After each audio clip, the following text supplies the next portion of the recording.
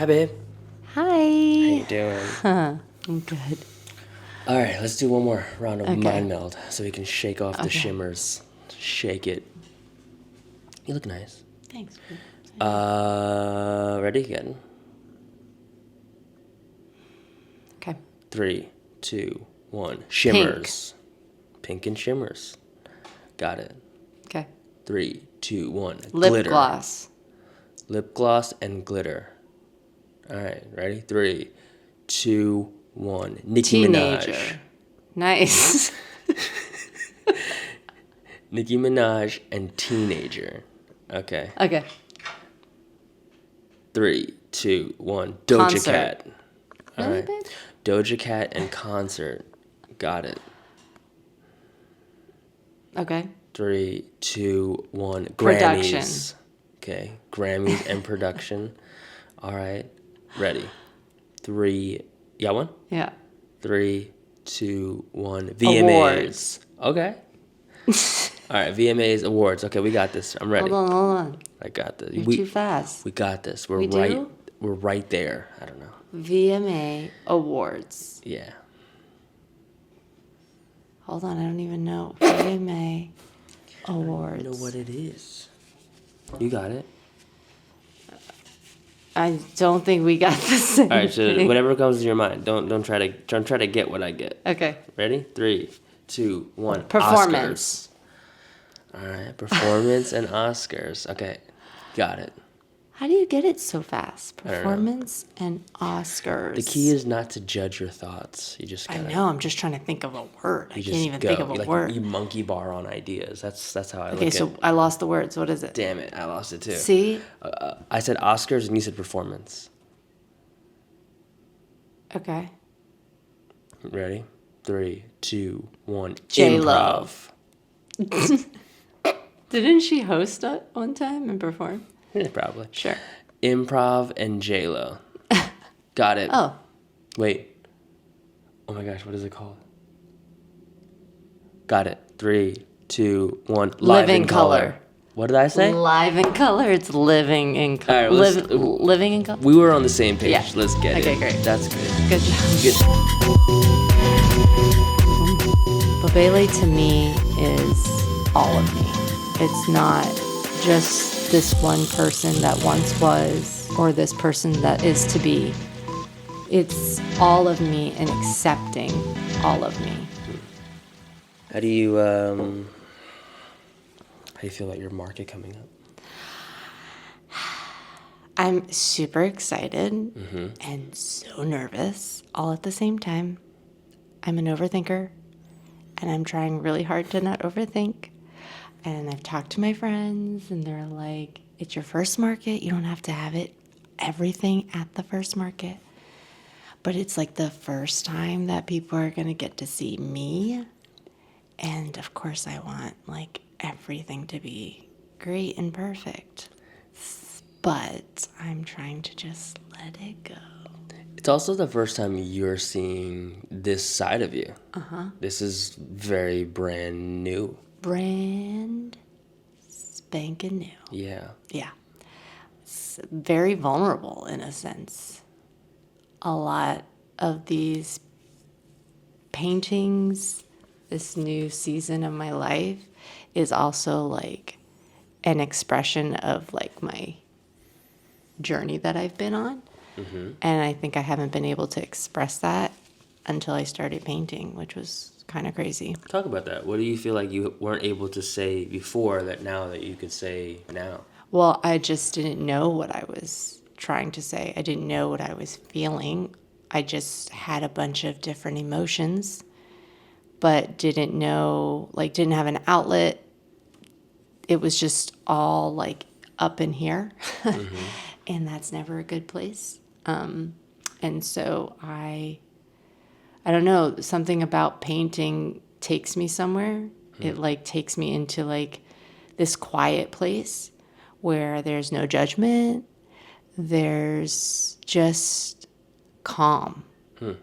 And I can sit there and not necessarily am I like, oh, I feel that or I feel that. It's just like in that moment, I don't have judgment on myself. makes sense. Even in the process, like a new artist, I'm not like second guessing myself majority of the time. When I'm painting, I'm just like excited about the process and like what it entails and what's going to come out. But I'm also gentle on myself, you know, through it.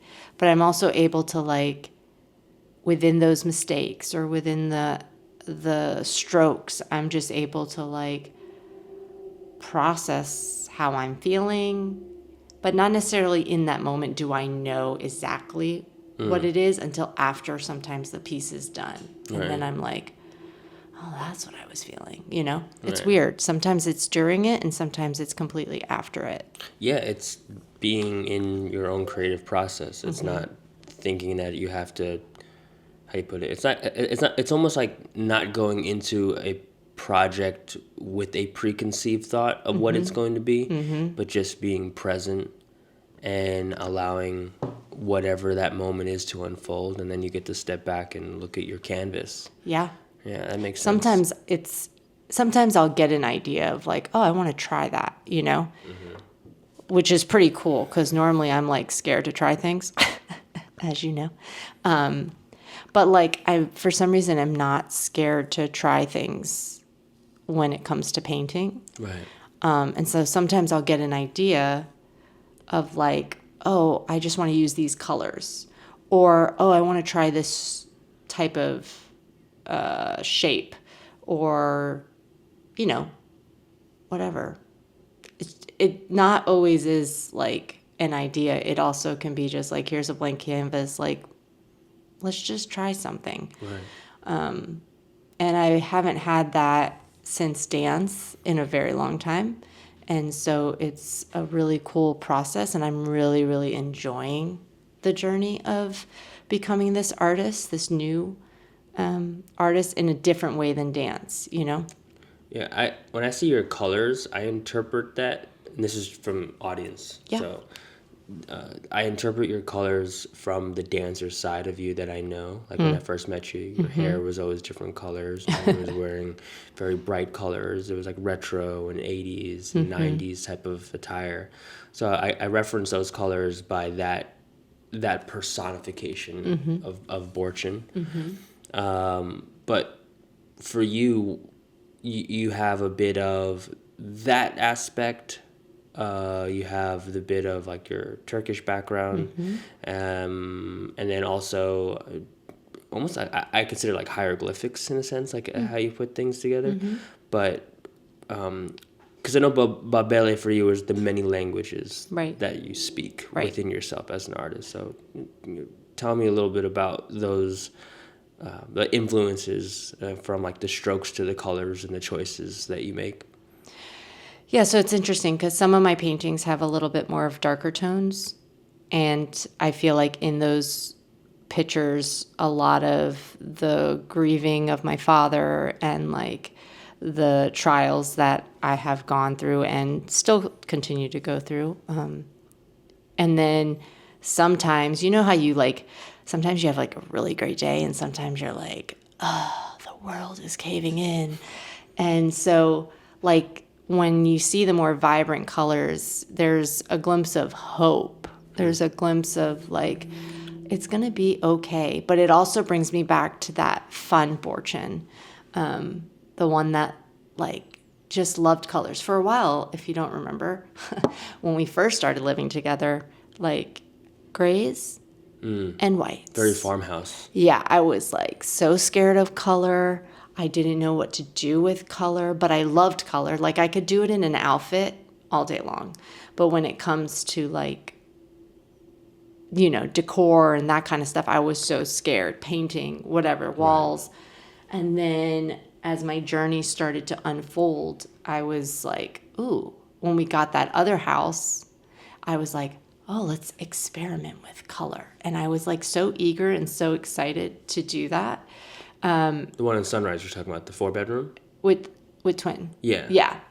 That was I feel like my first initial start with color. I can see that, yeah. Because I remember the wall that you had in the bedroom. That was like the first time that you like sat and contemplated what was going to be the basis of this room. Yep. Yeah. Yep. Do you remember the reason for that color in that room? For the accent wall? The bedroom, yeah. Yeah, the accent wall. It's funny because I saw that color in IKEA. It was in one of the showrooms, and I was like, oh, I love that color. I would love to like add it. And then from that came that other wall, the nook. The reading nook. Yeah, because I wanted to see what colors could kind of go with that accent wall. Right. And so that's where my form of colors. And then I went to the bathroom and I made that peach angled wall. I do remember that, yeah. And then I started to just bleed that into other areas. And then I made your office, you know, the small little closet. And I was like, oh, man, color is actually a lot of fun. And then when we moved into our home, the townhome, I went cray-cray. Right. We changed that back room like 3 times. But I don't know. I like really, truly love colors. And a lot of my colors gravitate towards like 90s. Right. Like I just, 80s and 90s, I'm just that girl. Like Right. I just loved everything about that era. It brought joy to me. Like it was fun. And I miss that, Right. you know? And like the world is already tough as it is. And I just want my art to kind of portray more of a fun, like light side, Yeah. to bring people kind of like a peace and like, oh, when they look at my art, they can feel the joy within those colors, within those strokes, within the design. Yeah, I don't know if I'm right in saying this, but so in my art form of improv, there's a seriousness of non-seriousness. Yeah. Like you take the fact that you're not being serious very serious. Right. Right. And I wonder that within your work, because you have like this, this is what I find very interesting about one being your husband and watching you do this creative process is in real life, you're very meticulous and OCD about a lot of things, of like where it goes and its organization. And in painting, in a way, you find this interesting balance to care and to not care. Is that a thing? Yeah. Yeah. It's like, it's weird. It's Okay. like strange. Like now that you're saying it out loud, I'm like, oh yeah. Like I don't care as much. I'm like, so what if my line isn't like super straight, you know, like at the beginning I was like, it should be, you know, like who's going to ever want to get my paintings if it's not like perfect, you know? But the reality is art is an expression and nobody can truly, genuinely judge that. Right. And so I just have to trust the process and just know that I'm doing this first and foremost for myself as a healing process. But B, it's allowing me to grow into who I feel like I am meant to be, into my purpose. And I don't know what that entails fully. I don't think we all do ever. But I'm excited for the first time in a long time for who that girl is. Right. But also what can my art evolve into? Right. Because I think you're always learning. You're always a student. You're always growing. And sometimes it's hard because I am a girl who likes to control things sometimes. But this is the first time that I like can't control what comes out. Like I'll just start painting and I don't. Sometimes I have an idea and like I said, sometimes I don't. And sometimes I'm just like, Look at you let's improvising. go this. Yeah, I'm like improvising on a canvas and it's super fun. And I'm not scared of it. Other areas, I'm super scared, you know? What are some mediums that you want to try to develop more of to add into that work? I want to, like, I just want to get better at, like, knowing the different paints that are out there and, like, trying the different styles of paints. Maybe, like, trying some oil paint. Or they have, like, a chalk kind of paint I would love to explore. But I think it's just finding the different types of paints that I actually like and maybe incorporating that. Interesting. But I don't know fully what other direction I want to take it yet. Right. Because I'm enjoying this process a little bit and just really diving into it. Right. But that doesn't say that's the only direction I'll go, you know? No, I mean, you are, I feel like our generation has a different opportunity when it comes to evolving artists. Like the generation before, the concept of like an evolving artist, you know, if you were a singer, you're a singer. If you're a DJ, you're a DJ. And while like, you know, it doesn't mean that was for everybody, but the general consensus for a lot of people was this is the artist that you grew, and then there was like a peak, or that was it. But our generation, we kind of learned this, like I could be a dancer and then I can go and be a community leader, and then from community leader I can go be a painter and a designer or a filmmaker. You know, like there's this kind of monkey bar to life that you can play around and move, and you have that ability. And I wonder how much for you in your previous lives you see in your work now, like your dance life and your ministry life, and or even like your cultural life. Like what are some things that come up to surface for you in your art that you can say is from your past life? That's a great question. Well, it's interesting because when I first started, I was just like, you know, testing colors, acrylic paint. I've never used it, you know. I was just exploring. And then you'll see more recent paintings that have evil eyes in them. And my logo is an evil eye because I am Turkish and I want to bring that culture into my work.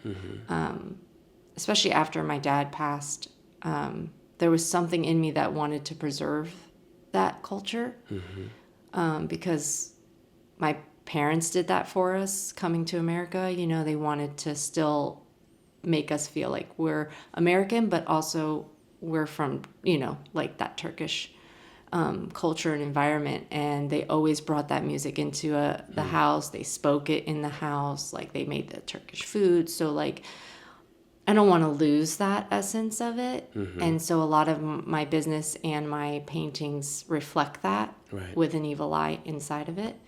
But then the colors reflect that era that I was brought up in, you know. I loved listening to Michael Jackson. I loved listening to all those different artists that just like Salt and Pepper. Like their outfits were like, you know, colorful and vibrant and fun. And you were like, yo, that's so dope. You know, like I want that same feeling to come out in my paintings with that Turkish twist, you know?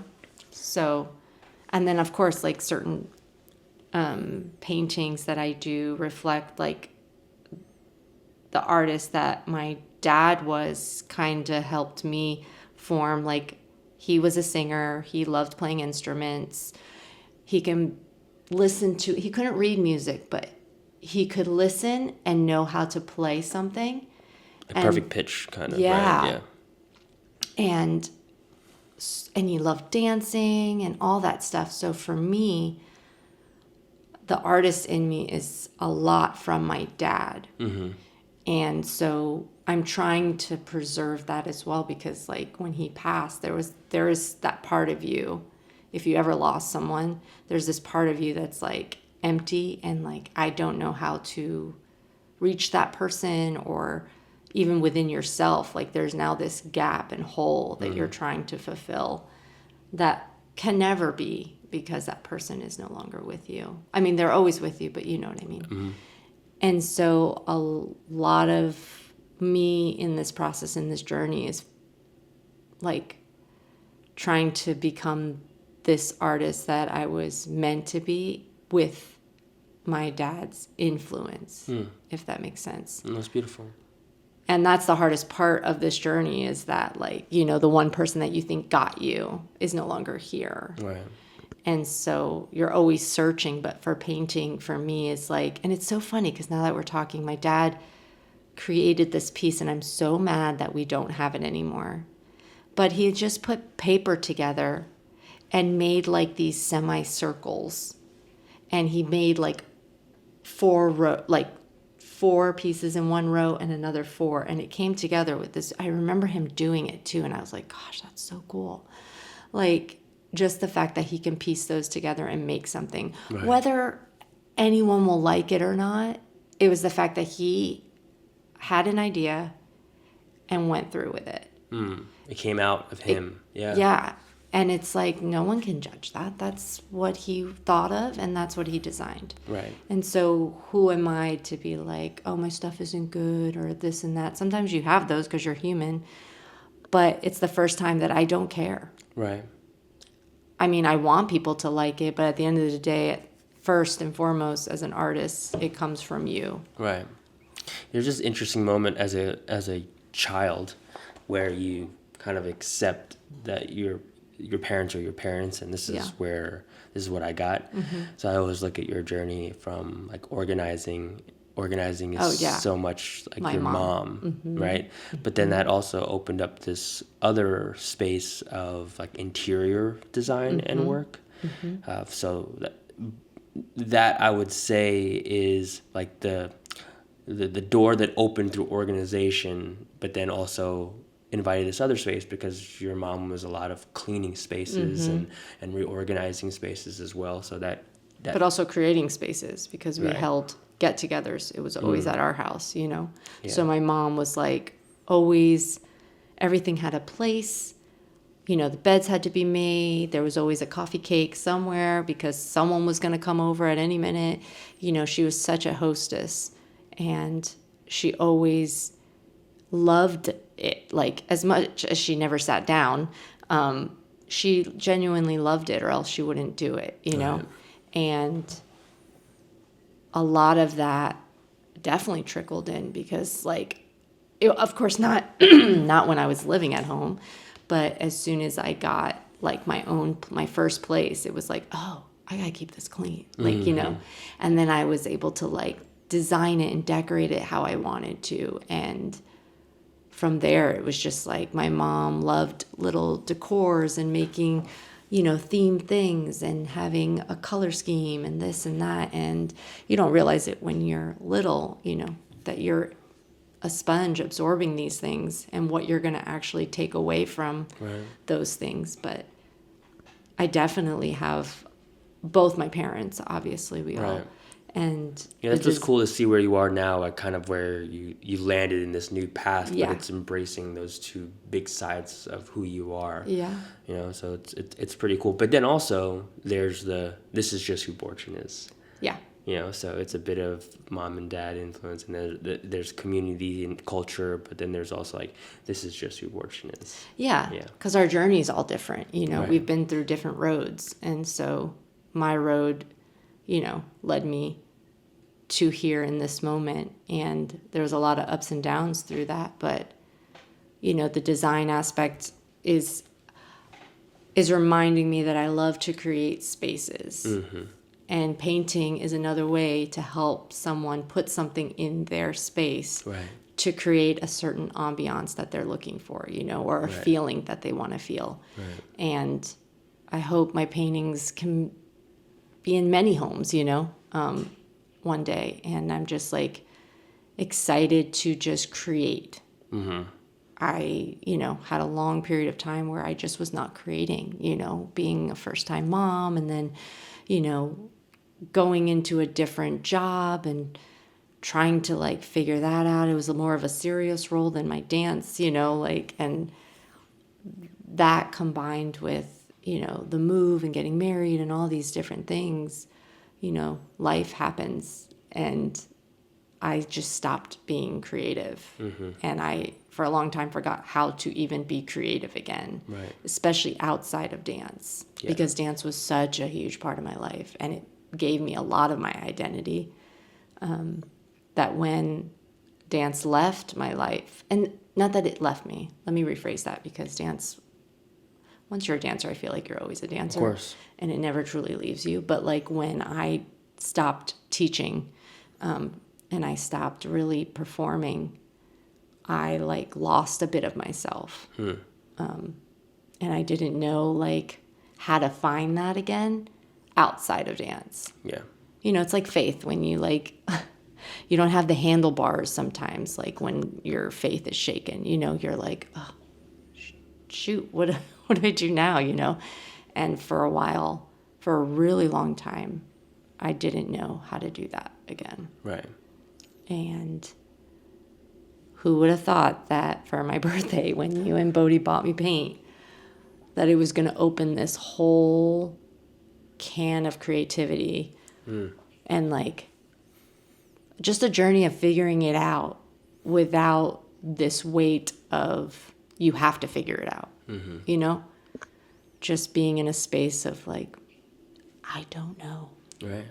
And a lot of times that scares me. Yeah. Yeah.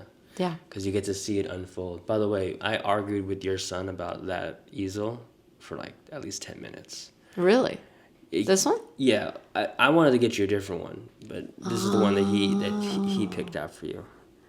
I don't actually have... Oh, I wanted to get you a black one. Oh, I'm so glad he got that one. Yeah. Because I thought it looked nice. Yeah. It was black wood. But yeah, and he just kept telling me that mommy wouldn't like it. Oh my God. Yeah, and I was like, well, you're probably right, but I still want to get it for her. Little pun. It worked out. It worked out great. I know. I love it. What do you think has been the hardest, I guess, obstacle for you in this season for about your art, not necessarily life or both? What's the hardest? Yeah. Or, I mean, in this new self-discovery through a new medium of artistry, what's been an obstacle? Maybe it's something that is an ongoing obstacle, or maybe it's something that was just like, it took me a while to get over this part of the journey. That's a great question.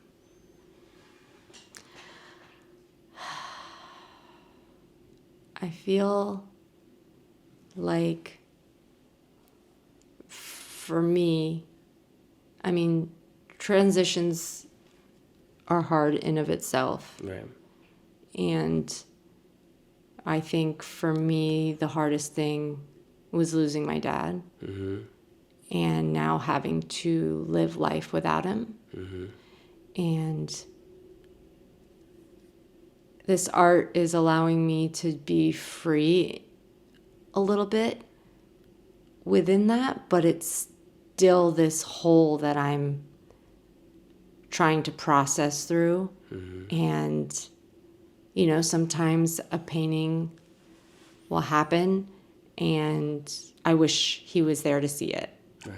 Or, especially with Bali, not having him around to see her, to have ever met her, and to like run into things and be like, oh, he would have loved that. Or, for the longest time, it was really hard for me to listen to the music that we listened to together.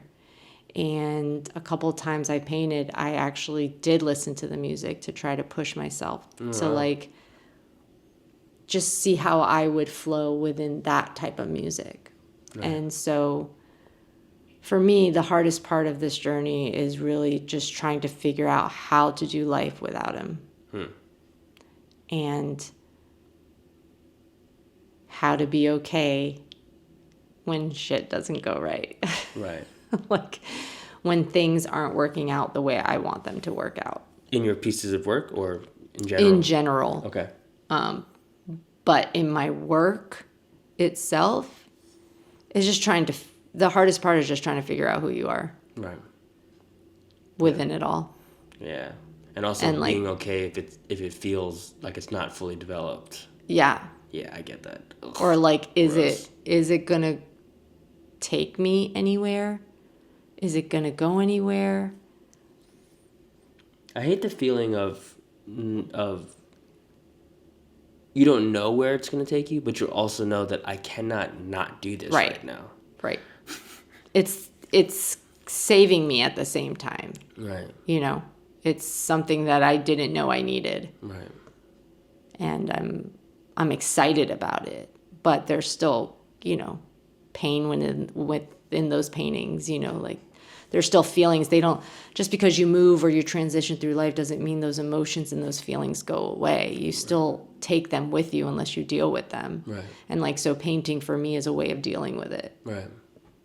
In a way that I'm not like necessarily escaping it, but I'm actually like dealing with it. Right. And you just leave it on the canvas. Yeah. Yeah, that's pretty interesting. Does your, how do you put it? Does your choreography brain get involved at times? Like trying to piece it together ahead of time? Yes. Yeah? Yes. Is that something that you feel like you're Gets in the way sometimes. Okay, yeah. Yeah. Like, is it like, oh, we're going to build this relationship, or it's like, no, you don't need You to don't be in need the to studio right now? Yeah, I get that. Yeah. And I've noticed when I do that, my paintings don't come out the way I want them to. I get it. And I'm like, I should have done it that way, you know, instead of trying to organize and have a plan every step of the way. Yeah, I feel like art has, most of what you create has a life of its own. Yeah. And the more that you try to direct it and dictate what it should come out to be, you lose grip of it. And you know, like, because the control is more in the guidance and building the relationship with it. Like our kids, you realize that you're not trying to make them another you. You're just guiding them for them to become themselves. Right. And they're their own artistic piece of masterpiece. They're their own masterpiece. So I get that. Do you feel that when you're working, do you do better in solitude, or do you do better when there's like a certain environment? What's that been like for you environmentally? I mean, definitely, like, after I take Bodhi to school in the morning, well, drop him off at the bus stop, right after that is a great time for me, if I'm not overly exhausted. But it's a great time because there's, you know, Bali should be still sleeping at that point. Right. And I'm able to just like, it's like just in the morning time, you hear the birds chirping. You know, in this room, it's kind of nice because there's windows all around, so you can see outside, and it's like you're kind of one with nature, and it's quiet. And I feel like I do better in that environment, which normally I'm the opposite, you know. I'm an extrovert, but there's moments that I definitely like to be an introvert, you know, to recharge at times. But painting in solitude is like really nice. Put in my earbuds, put in some music, and I'm just able to like be in a space. Interesting. And sometimes I get out and I'm like, oh, wow, okay, I want to go back. Right. I want to go back to that feeling of just being in that. Is that contrast to like what it's been like before? Like you didn't like being in solitude, or? It's not that I didn't like to be in solitude. I just got energized with being around people. That's why I loved having get-togethers and always being around people, because that fueled me in a way. I don't know if that's the hostess in me that likes to just be there for people. You're a gatherer. That's one thing we love about each other. Yeah. We're gatherers. Yeah. But there are moments where, like, I just want to either go and read a book or go and watch TV or just be by myself. Right. You know, and not have to be together, you know, if that makes sense. No, I get you. But I feel like I'm a little bit of both. I think after COVID, I became more of an introvert in certain areas. I think we all did. Yeah. We were all forced to. I was like, how do I talk to people again? Yeah. And that was, you know, in the thick of Bodhi, you know, being a mom. So. But during COVID, it was a big time where you were doing a lot of interior work. Because you were designing the house, because that's all we could do. Yeah. You know? I feel like definitely ordered a lot from IKEA. Yeah. I feel like you should sponsor me. Thanks. What are some, I guess you could say, hopeful projects that you like, man, it'd be so cool to one day do this, or to do, you know, a commission piece or whatever? Oh my gosh, I would love to do a commission piece. Yeah. It scares the crap out of me. Of course. But I would love to do like a big mural. Wow. I wouldn't even know where to begin, but that would be really, really cool. And I would love to have wallpaper and clothes clothing line. Okay. Oh yeah, so like we're talking brand. We're not even talking about art right now, and that is dangerous. I know, but it would be really across cool. From you. How cool of like incorporating my design aspect to have people be able to have a whole wall of my art. Yeah, I mean, I look at a lot of the work that you and I have been a part of, like together. I call them sound worlds. Like this is a world, and this is what it sounds like to be in this world, and that music then influences what people wear, how they move, right? So, for example, House of Drums. House of Drums, there's a sound. There's certain songs where like, oh, that reminds me of House of Drums. Right. And within that, there's a whole universe that lives in that sound, right? One thing, a huge thing that was missing from House of Drums was its physical design. Like we weren't there. We didn't put it into like what, like what was that immersive experience? Yep. So a lot of, I think, where you're at is seeing worlds, but outside of its sound. Being able to, like if I was to take your painting and I would make that into a room, and you make that a room, then you go, what does that sound like? And then instead of the reverse. Oh, yeah. Right? Taking the sound first and then creating around that. Yeah. Yeah, because that's what I think brand building is. Branding, for the most part, is just creating little universes that people can live in. And who do those people, what do they look like? How do they talk? What do they wear? How do they commune? How do they connect? How do they argue? Right? Like that is a whole brand experience. And I think when you, it's interesting. In the early stages of you getting involved in painting or this artistic medium, whatever you want to call it, the interesting part is to see it and say, yeah, that's very Burçin. Like not many people can start off that way. You're like, good job.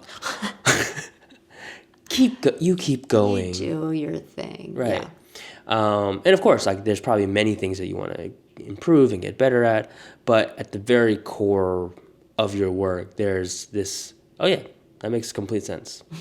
Right? That's cool. Yeah. Where does my favorite, the signature squiggly line thing come from? Like the one that you did on your dad's cactus, like that concept. Oh yeah, the different shapes and the directions and. Yeah, but that's something that you incorporate into like your earlier work that you did at the old townhouse. Yeah, I think a lot of it was exploration of just like trying different angles and shapes, seeing something on Pinterest and being like, oh, I want to try that. But then it became like this fascination with shapes and like when you put certain shapes together, what it can create, individually, what it can create. And then when you add color to it, I don't know.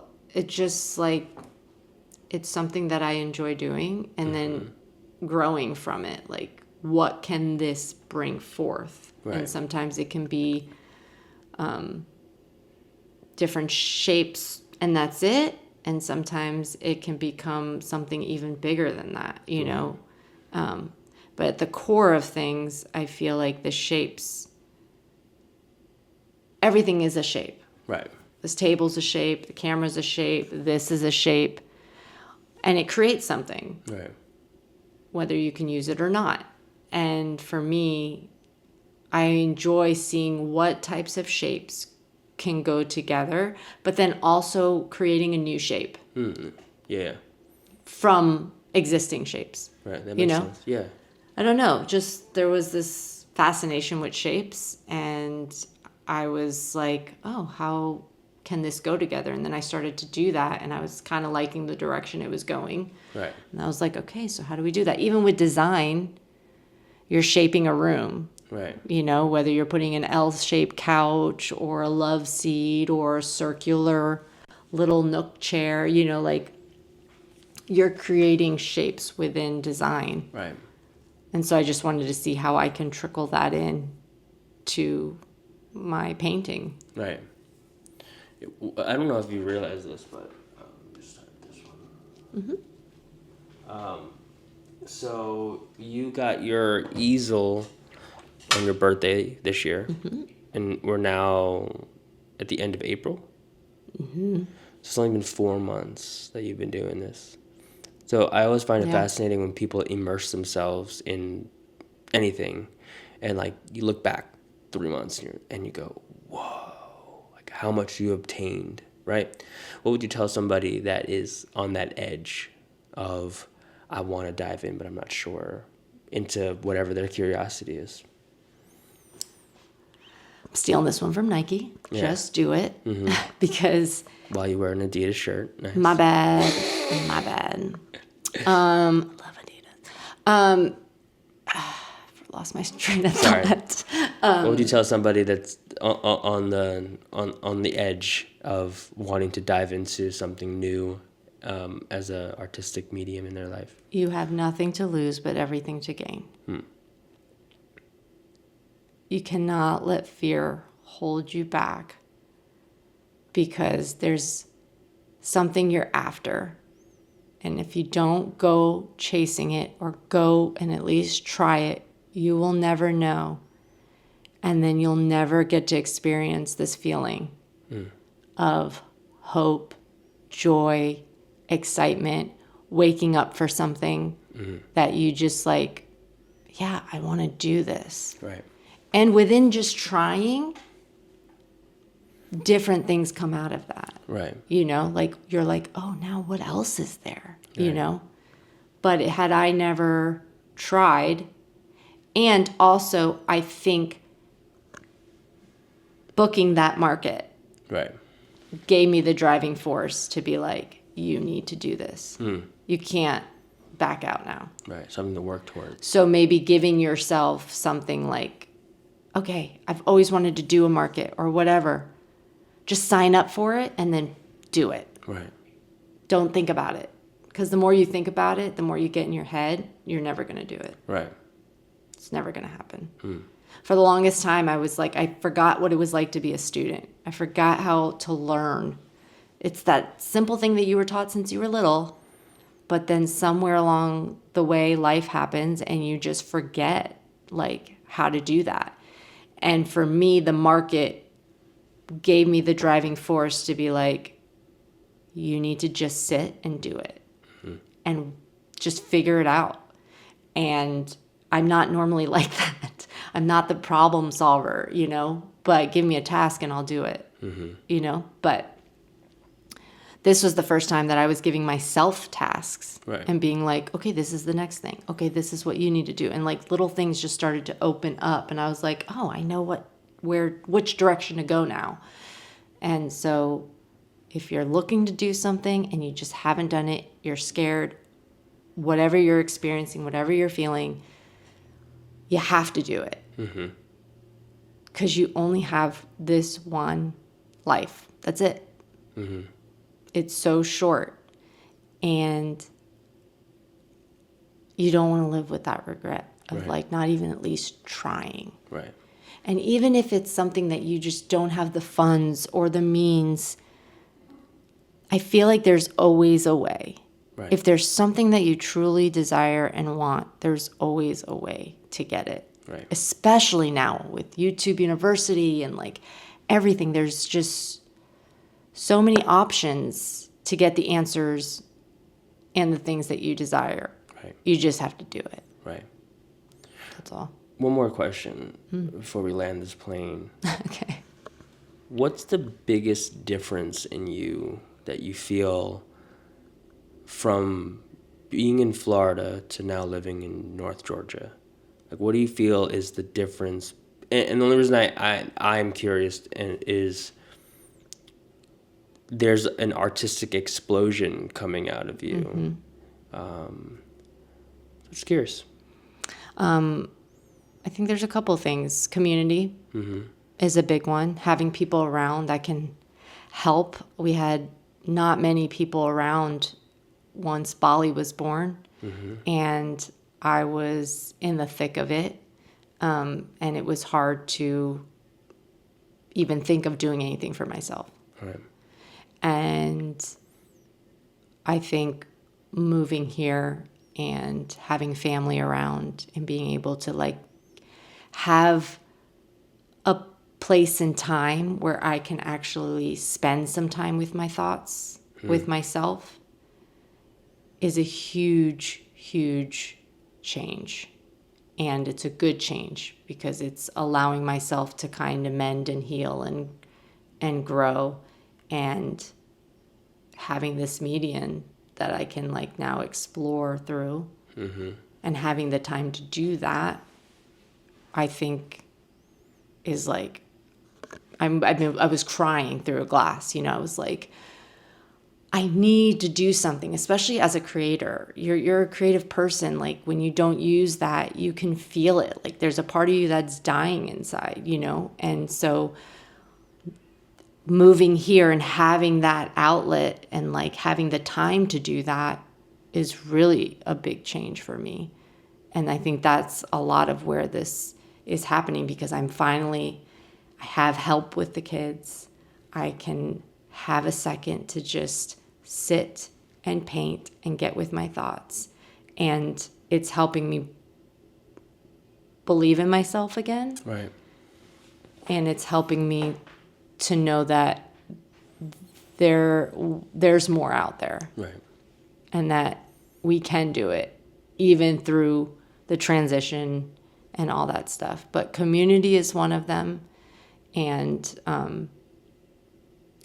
you know, from picking up pickleball and really having an outlet to just be active and expressive makes you a little bit happier to want to, you know, be able to do other things, right. you know, and it gives you a little bit more energy when you're active. So that's another thing, because I wasn't as active in Florida towards the end of our stay in Florida.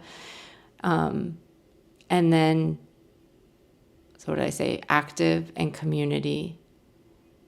And just the support from you guys, like saying, when you bought me that paint, I felt like you said, I support you. You've always wanted to do this. Like, just try it, you know? And it gave me this like oomph to be like, let me try it. What do I have to lose? Right. You know? And then once you start, it's like, forget it. It's like a tattoo. Like, I need more.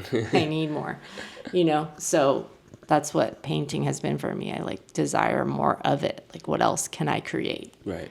And then to finish it, it's like choreography for me. Like once you finish a piece, you're like, and then it comes together with the people, you're like, oh, that's so cool. Right. You know? So when I look at my piece, I'm like, even if it didn't go the way I wanted it to go, I'm still proud of myself for doing it. Right. And creating something. That's healthy. Yeah. Yeah. Which I never had before. Normally I'm like down on myself and being like, why'd you do that? You know, all the things that you do as a human. That's awesome. So. That's good, babe. In a short description, what is Bábelé to you? Bábelé to me is all of me. It's not just this one person that once was, or this person that is to be. It's all of me, and accepting all of me. And hoping that the world accepts it. But that's not what I'm also like, I'm not leaning on the acceptance of the world. But it's this idea of me accepting all of me, and also allowing the world to see all of me. It's your vulnerability. That's beautiful. All the different areas, you know? Yeah. And I'm lucky enough to know a little bit more in detail of what those areas of who you are. Yeah. And I'm still figuring out some of those areas, so it's really cool. Yeah, and to see. I think that's the cool thing. Like if you were to look at even dance, right?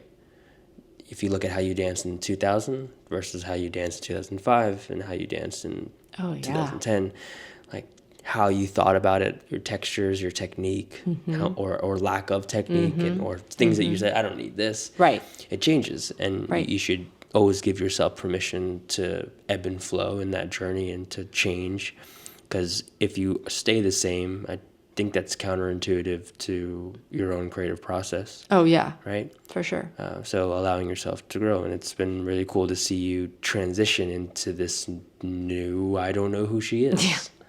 And I'm excited to get to know her. So I don't know if you're free next week, but maybe we can, I don't know, go out, hang Yeah. out, talk about your work, and get a boba. Yeah.